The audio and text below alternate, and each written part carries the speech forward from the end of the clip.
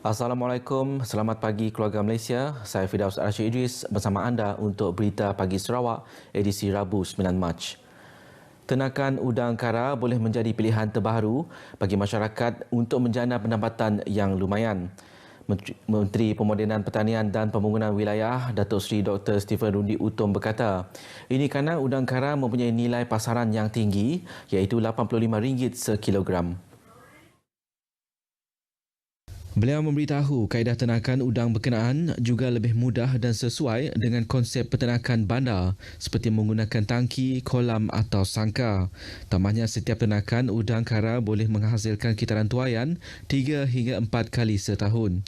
Datuk Seri Dr. Stephen Rundi berkata pada sidang media selepas majlis pelancaran program tenakan udang kara di Kuching. Terdahulu dalam ucapannya, beliau memaklumkan Sarawak perlu berusaha keras untuk mengurangkan kebergantungan makanan import dari luar negara seperti daging dan sayur-sayuran.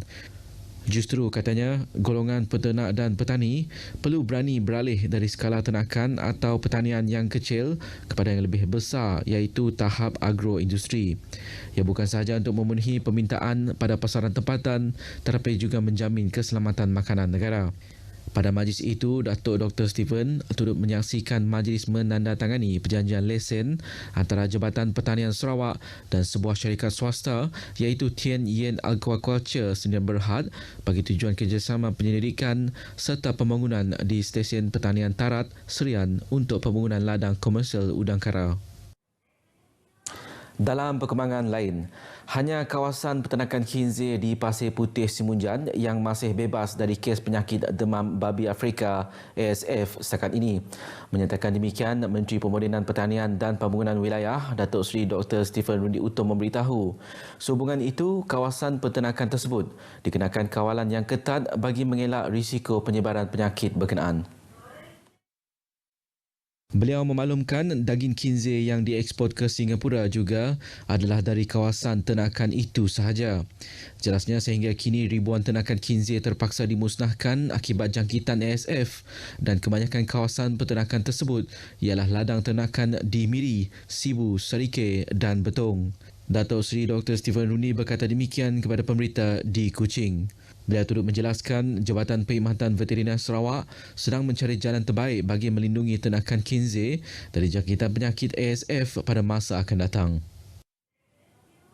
Sambutan Hari Wanita Peringkat Sarawak memilih tema ekspresi tinta wanita bagi memberi periktirafan dan penghargaan kepada wanita-wanita dalam kalangan penyelidik yang turut menyumbang kepada pembangunan Sarawak melalui penulisan ilmiah. Menteri Pembangunan Wanita, Kanak-kanak dan Kesejahteraan Komuniti, Datuk Seri Fatimah Abdullah berkata, bertepatan dengan tema ini, Jabatan Wanita dan Keluarga Sarawak telah menerbitkan buku yang mengabadikan para penyelidik dan penulis wanita yang berjudul Sarawak Women in Scholarly Writing. Menerusi buku tersebut, pencapaian 51 penyelidik dan penulis ilmiah wanita berjaya dikumpul dan dibukukan dalam buku 2 jilid. Datuk Seri Fatimah turut memberitahu buku itu telah dilancar oleh isteri Yang di-Pertua Negeri Tuan Puan Datuk Patinggi Ragat Kurdi Taib pada 21 Februari lalu di Kuching.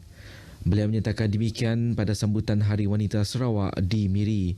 Tambahnya, penerbitan buku-buku berkenaan juga untuk memberi semangat dan inspirasi kepada semua golongan wanita. Dalam perkembangan berkaitan, Datuk Seri Fatimah Abdullah memaklumkan penganjuran sesi perkongsian My Research Experience ini adalah untuk berkongsi ilmu dan pengalaman personaliti buku Sarawak Women in Scholarly Writing selain menggalak generasi muda mencubakan diri dalam bidang ilmiah dan penyelidikan. Katanya dari segi hasil penyelidikan, mereka telah memberi impak dan sumbangan besar terhadap dasar dan program kepada kumpulan tertentu. Tambahnya lagi, menerusi sesi perkongsian itu, ia bukan sahaja mengetengahkan kejayaan golongan penyelidik, malah turut mengubah persepsi orang ramai berkaitan keupayaan dan kemampuan seorang insan bergelar wanita. Seramai 120 orang jemputan antaranya pensyarah dan pelajar dari institusi pengajian tinggi awam dan swasta, penyewa awam, ahli Majlis Wanita Keluarga Sarawak dan ahli pertubuhan bukan kerajaan menghadiri sesi perkongsian tersebut di Miri. Pelantikan tuai-tuai rumah di kawasan Dewan Undangan Negeri Dun Dudong bukan berdasarkan sokongan politik individu yang dilantik ke jawatan ketua kaum itu. Ahli Dewan Undangan Negeri Dudong, Datuk Seri Tiong King Sing berkata, malahan ada di antara ketua kaum yang dilantik pernah menyokong pihak pembangkang. Jelas beliau pihaknya tidak mempunyai masalah untuk menerima mereka selagi mereka sanggup mengutamakan kepentingan rakyat dan menyokong gabungan Parti Sarawak. Jelas Datuk Seri Tiong apa yang lebih penting ialah semangat bekerjasama untuk mengukuhkan perpaduan dan keharmonian antara masyarakat.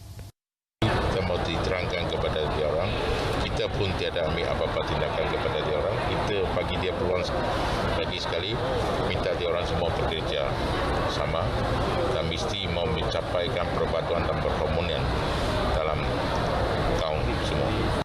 Beliau yang juga Duta Khas Perdana Menteri ke China juga memberitahu tuai rumah dan ketua kampung yang mendapat watikah pelantikan hendaklah menjaga keperluan dan kemahuan penduduk di bawah jagaannya dengan baik. Beliau tidak mahu ada individu yang bersikap pentingkan diri sendiri dan akhirnya membawa perpecahan dalam komuniti. Datuk Seri Tiong berucap pada majlis penyerahan watikah pelantikan ketua kaum bagi Dun Dudong di Sibu. Seramai 61 orang hadir menerima watikah pelantikan masing-masing pada majlis berkenaan. Bermula dengan minat menghasilkan perabot untuk kegunaan sendiri di rumah. Siapa sangka hasil kerja tangannya yang dahulunya hanya sekadar hobi, namun kini mampu menjana pendapatan sampingan. Tidak pernah mengikuti mana-mana kursus atau latihan dalam pertukangan kayu pembuatan perabot, namun bagi Muhammad Daniel Parang, 34 tahun dari Limbang memberitahu, minat dalam pertukangan mendorong beliau untuk terus berkecimpung dalam bidang itu. Baginya tiada yang mustahil kerana minat dan kesungguhan mengatasi segalanya. Saya ingin memiliki perabot untuk persendirian dan saya berminat pelbagai jenis perabot untuk hiasan dalam rumah dan ianya adalah salah satu hobi saya lah. Amat teliti dalam penghasilan setiap kerja tangannya, kayu jenis pine dipilih bagi memastikan setiap kemasan berkualiti dan memenuhi cita rasa. Bagi menghasilkan sebuah kerusi atau meja, beliau memerlukan sekurang-kurangnya 2 hari untuk menyiapkannya. Dedahnya lagi, setiap pekerjaan pasti ada cabarannya.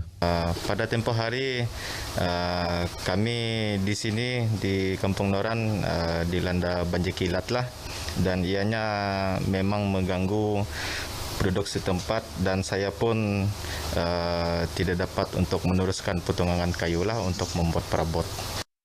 Namun tambahnya, semua itu merupakan asam garam dalam kehidupan.